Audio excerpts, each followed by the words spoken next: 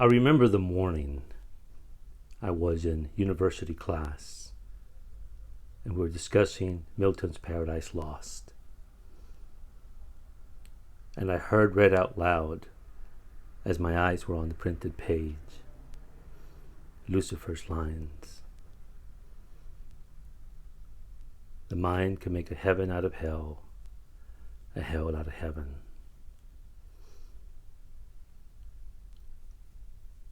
Better to reign in hell than serve in heaven. This was not the Lucifer that I knew from the King James Bible. There was something poetic about this man, as there is in all of Paradise Lost. He was not supposed to be the hero of the story, but in my mind he was. Arresting passages. A tragic hero. Yes, hero. In his rebellion against God. And it was around the same time that I discovered Joseph Campbell. And I remember seeing an interview with him, or either reading this, where he talks about a tribe or a group of people, I think they were in Africa,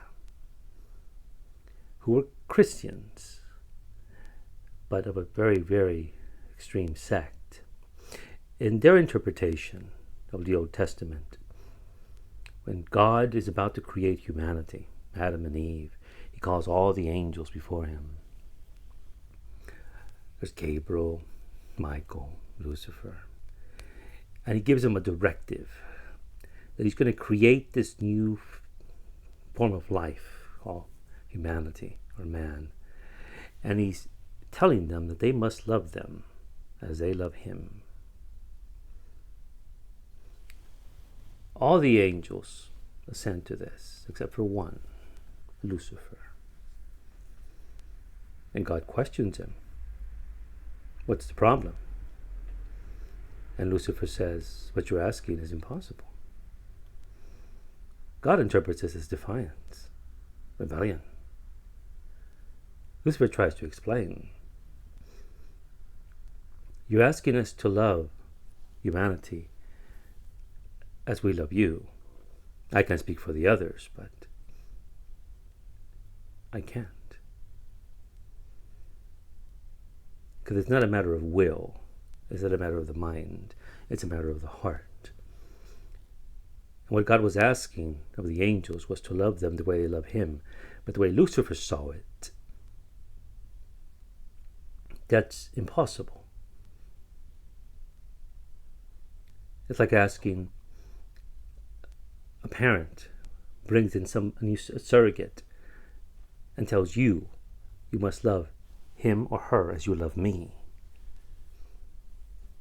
The child will say, I'll be lying to you if I said that I did. Because I can't love them the way I love you. So God banishes Lucifer from his sight, and the rebellion begins, and the love turns to hate and resentment. Something we've seen in so many stories over time. In my introductory video, I discussed Wuthering Heights, which is a similar sort of premise with Heathcliff and Catherine, when she in a way banishes him, indirectly, unintentionally. But when I think of Lucifer from Paradise Lost, I think of his precursor, of course, which was Prometheus. So from Paradise Lost, a Judeo-Christian story, we get to the Greco-Roman story of Prometheus. Now this is Shelley's here, his collected works, because I was reading Shelley at the same time, and I had discovered Prometheus Unbound. And that image of a titan who had given humanity fire and was punished by the gods for doing so, by being chained to a rock. And this eagle comes every 24 hours and begins to eat at his liver. Now he's immortal, but he feels the agony. And if you feel that pain of the eagle tearing away at the skin, into the flesh, into the organ, and then when the eagle flies away, the healing of that and the agony that goes into that. And then in the morning begins to rise, you see the eagle flying towards you as the wound is beginning just to heal. And it's right at that moment of perfect harmony when the eagle arrives and begins to cycle again. Which is, if the myth of eternal return is true, this will go on to eternity, and it'll be upon layer, upon layer, upon layer. Like Milan Kundera called the unbearable heaviness of being. But Prometheus was a precursor to Lucifer, depending which myth came first. And this was Greco-Roman. And again, these were gods. People believed in them. And then we get Percy Shelley's wife, Mary Shelley, in her book Frankenstein and the Monster.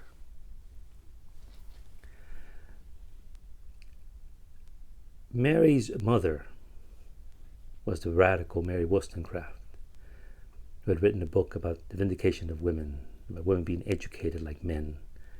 Something of the founders here in the U.S., which maybe only Aaron Burr took to heart when he had his daughter Theodosia. He raised her as if she were a boy, taught her the classics in politics and history, that it would scandalize some of the founders.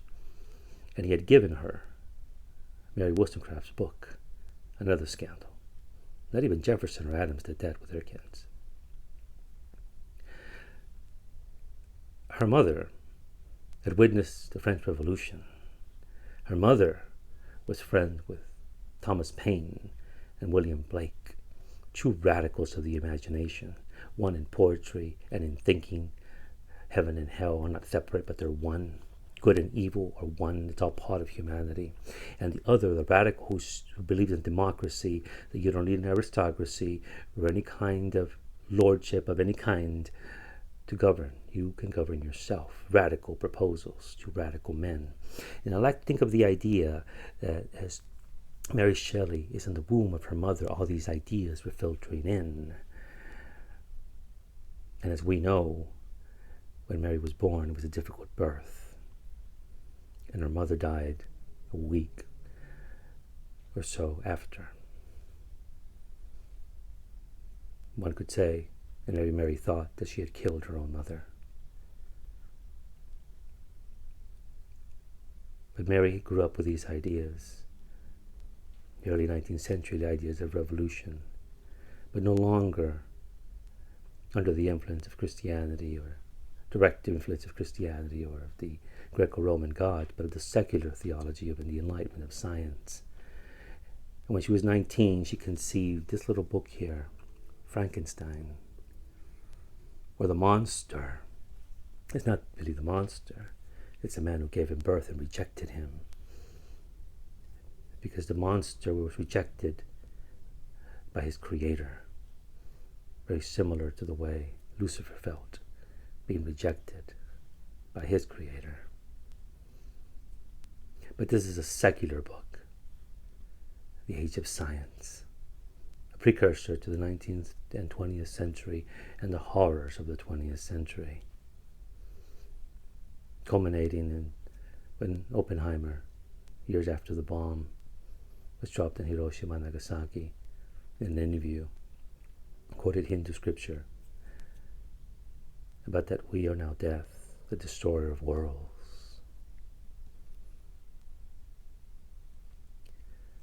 Frankenstein, Lucifer, Prometheus, and early on, of course, what I've not mentioned is Hamlet, an early romantic hero, but a very dangerous man in thought, brilliant like these other creations, these creatures of the imagination.